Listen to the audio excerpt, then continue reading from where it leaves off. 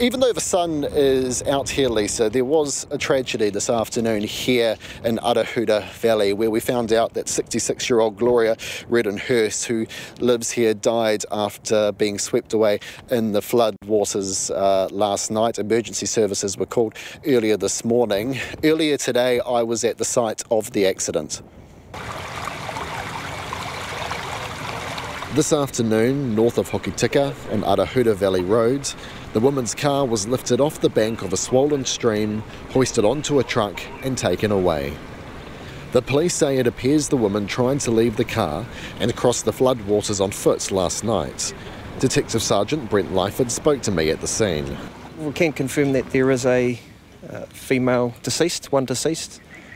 We believe that she has been in a vehicle at some stage. At this stage, the matter is under investigation. We definitely referred to the coroner. We believe that the deceased has been washed down the river during the floods last night.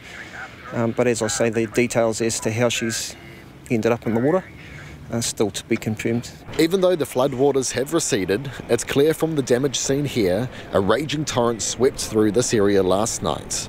You can see the tyre prints of the car in the banks of the stream. Weeds swept away by the river can be seen thrown up to half a metre on fences. Some of the road is destroyed. Bits of the road that remain here are hollow. The dirt underneath washed away. My message to the general public would be just to slow down.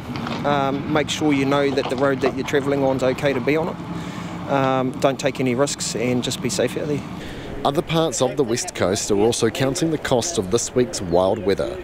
In Hokitika, part of Hoffman Street is underwater. Several houses are surrounded by water. Many garages are partly submerged. Keith lives on the corner and is keeping a close eye on the water, which is not far from his garage foundations. And again, you've got the roads up banked up like that, and there's no place for the water to go, you see. But anyway, such is life. Keith hasn't been able to get to work today yet. His cars are trapped in the garage. The guy down there, he's getting out of his garage, but yeah, no, I'm going to work as soon as it goes down a bit so I can get my car out. But you'll be basically stuck here until the water goes down a little bit. Yes. As we talk, we can see one of the apples from Keith's apple trees bobbing down the street. At its deepest, the water reaches my thighs. Around the corner, the house of retirees Ross and Joss is partially surrounded by the floodwaters. Their front and rear gardens now resembling a swimming pool of sorts. Rain. And flooding. And what sort of flooding have you seen around your place? Just mainly the front lawn and the back lawn as usual. Not being able to get out on the footpath because there is no footpath, it's underwater. But they say they are more worried for their neighbours, who are completely flooded out. Well, they've only been here a couple of weeks, 3 weeks or so, so they've brought this house, come from a place that's bone dry, like Roxburgh or somewhere, and all of a sudden, wham, Several homes here are completely flooded. One such homeowner, who didn't want to be identified, said he was at his wits' end.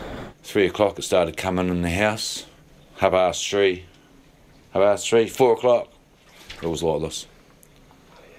So, pretty quick. Yeah, and there was nothing else we could do about it. 7-year-old kid, she thought it was a big adventure. And, it's just, what are you going to do? What could we do? So it was just do the best we could and get out of here. No help from council. Those signs that you see out on the street, they weren't there until daylight this morning. We had hoons coming through here, big bow waves, so there's been no help. But what is most frustrating to these homeowners is that flooding here seems to be getting more and more common.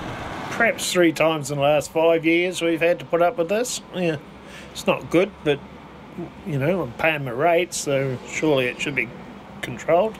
And the other times it does flood, what do we see a similar scene like this? What does it look like? It's been worse. This is not so bad this time. We've had it a foot in the garage, deep. All the lawnmowers and that had to be resurfaced. But it's only just started over the last 5 years here on this intersection, on this block. I don't know why. But in the meantime, these residents are waiting for these floodwaters to go down so they can mop up and return to normality. On the west coast for Checkpoint, Logan Church.